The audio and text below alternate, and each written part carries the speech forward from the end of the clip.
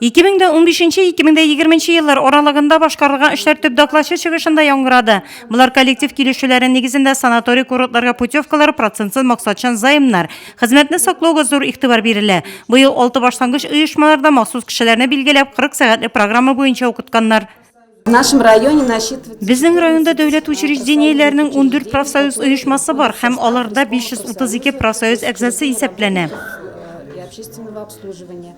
2016 елдан бирле Татарстанда дәүләт һәм муниципаль учреждениеләре хезмәткәрләрен санаторий курорт дәвалану белән тәэмин итү буенча пилот проекты гамәлгә ашырыла. Аның кысаларында Нурлат районы 42 кеше республика санаторийләрендә сәламәтлеген ныгыткан.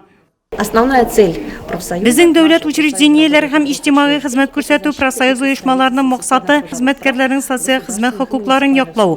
Алар бюджет тармагында эшләүче халыкка социаль хезмәт күрсәтү, урман хуҗалыгы, спорт һәм яшьләр эшләре бүлеге.